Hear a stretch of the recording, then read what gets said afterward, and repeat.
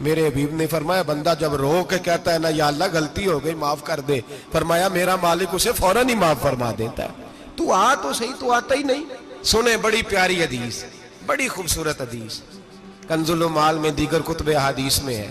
حضرت ابو ہریرہ رضی اللہ تعالیٰ عنہ فرماتے ایک بابا جی نبی پاک کی بارگاہ میں آئے، اور جب وہ واپس جانے لگے تو میں نے عمر پوچھی تو عمر تھی 96 سال۔ کہتے ہیں بزرگ جب آئے نا تو یہ بھویں جو ہے نا ان کی سفید ہو کے تو یوں آنکھوں پہ آ گئی۔ بڑی چھڑی بابا جی نے پکڑی ہوئی اور دونوں ہاتھ پکڑ کے نا چھڑی کے اوپر جھکے ہوئے ہیں ایک جانب، قربان جاؤں۔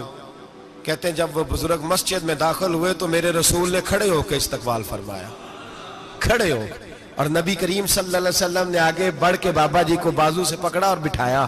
حضور بیٹھ گئے، کہا بزرگوں کیسے آئے ہو؟ تو کہتے ہیں وہ بابا جی بات کرتے تو آنکھ کھول کے پہلے حضور کا چہرہ دیکھتے، پھر وہ بات کرتے تو ان کے لب و لہجے کے اندر بڑی پریشانی، بڑی تکلیف، بڑی مایوسی۔ عرض کرنے لگے یا رسول اللہ، حضور زندگی ساری گناہوں میں بیت گئی ہے، حضور غلطیاں ہی غلطیاں، یاد ماضی عذاب ہے، یا رب چھین لے مجھ سے حافظہ میرا۔ اے اللہ کے رسول بڑی لمبی فہرست ہے، پاپ ہی پاپ ہے، کالے سیاہ دفتر ہے۔ یا رسول اللہ صلی اللہ علیہ وسلم جب پلٹ کے دیکھتا ہوں حضور مجھے نیکی دکھائی نہیں دیتی۔ حضور اس عمر میں آپ کا ایک صحابی ملا ہے، اس نے بات سمجھائی ہے تو تھوڑا خیال آیا ہے، لیکن یا رسول اللہ صلی اللہ علیہ وسلم اب میرا وجود بیکار ہو گیا ہے، حضور بوڑھا ہو گیا ہوں۔ 3 باتیں کہیں بزرگوں نے اور نرالی کہیں۔ کہنے لگے یا رسول اللہ صلی اللہ علیہ وسلم، حضور اب تو میری کمر بھی سیدھی نہیں ہوتی کہ میں نماز ہی صحیح ادا کر سکوں، بوڑھا ہو گیا ہوں۔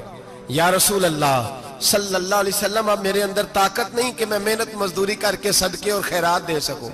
یا رسول اللہ صلی اللہ علیہ وسلم اب میں تلوار لے کے جہاد بھی نہیں کر سکتا۔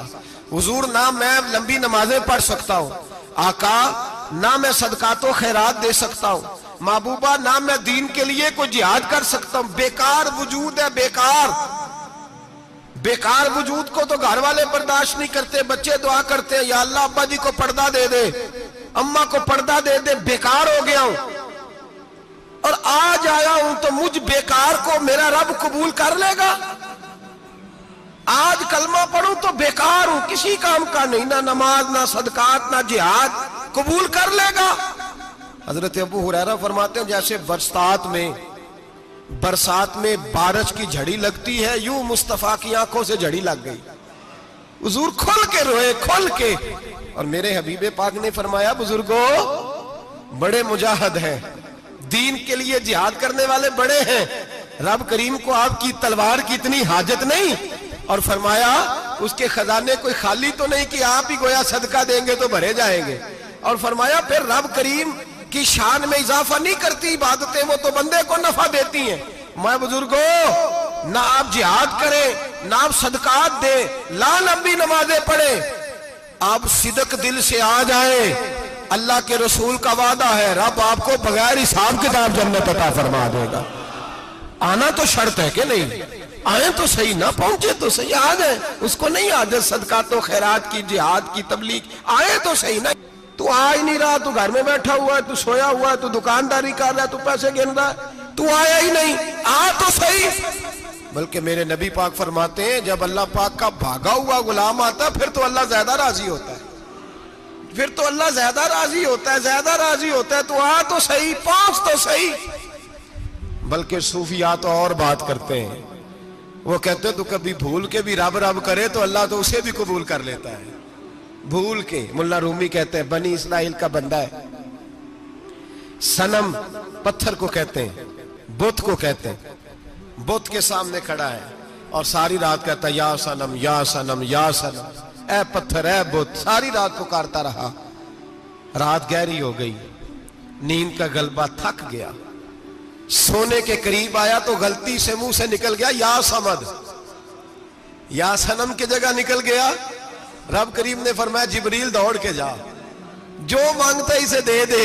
حضرت جبریل عرض کرتے ہیں مولا بھول کے تیرا نام لے رہا ہے، بھول کے لے رہا ہے تو رب کریم نے فرمایا چل نام تو میرا ہی لے رہا ہے نا، میرا لے رہا ہے نا یا اللہ۔ وہ اللہ کریم نے فرمایا جھوٹے کے سامنے ساری رات کا کھڑا ہے، ساری رات کا پکار رہا ہے، اسے کچھ نہیں ملا تو سچے کا نام لیا ہے، اگر میں بھی کچھ نہ دوں اور بت میں اور مجھ میں فرق کیا رہ جائے گا؟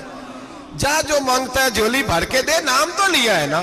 او بھائی تو بہانا تو بنانا، او آ تو صحیح نا، تو یہاں آ جا، پہنچ جا، آ جا، بس بیٹھ جا، اس کی بارگاہ ناز میں حاضر تو ہونا، تجھے فرصت ہی نہیں۔ تو یاروں کے لیے ٹائم نکالتا ہے، بازاروں کے لیے ٹائم نکالتا ہے، گلیوں کے لیے ٹائم نکالتا ہے، چوکوں چوراہوں کے لیے ٹائم نکالتا ہے، ہفتے میں ایک دن ہوٹلنگ کے لیے بھی جاتا ہے، لیکن کبھی چھپ کے 2 نفلوں کی تجھے توفیق نہیں ہوتی۔ اور میں کئی دفعہ کہہ چکا ہوں، جس بندے کو بغیر عبادت کے رزق زیادہ ملنے لگ جائے اس پر آزمائش ہوتی ہے رب کریم کی۔ اللہ فرماتا ہے اس کو پیسے دو، اسے آنے نہ دینا، اس کو چل پیسے دوڑ جا۔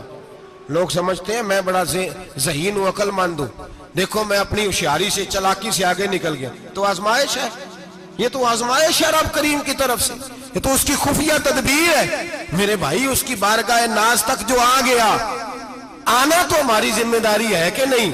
پھر اس کی رحمت آگے بڑھ کے استقبال کر لیتی ہے۔ اور خدا کی رحمت کتنی زیادہ ہے، میرے حبیب کریم سید عالم صلی اللہ علیہ وسلم نے فرمایا اللہ نے اپنی رحمت کے 100 حصے کیے۔ حضور فرماتے ہیں 1 حصہ اللہ نے دنیا میں نازل کیا ہے۔ کتنا؟ 1 حصہ۔ فرمایا یہ جو ماں بیٹے سے پیار کرتی ہے، باپ بیٹے کے لیے مزدوری کرتا ہے، جو بہن بھائی کے لیے روتی ہے، یہ جو بیوی شوہر کے لیے دعا مانگتی ہے، یہ جو بچے ماں باپ سے پیار کرتے ہیں، فرمایا یہ اس ایک رحمت کا نتیجہ ہے، ایک رحمت کا نتیجہ۔ تو صحابہ کہنے لگے یا رسول اللہ وہ 99 کدھر ہیں؟ نبی پاک نے فرمایا رب کریم نے سنبھالی ہوئی ہے، قیامت کے دن تمہیں عطا فرمائے گا۔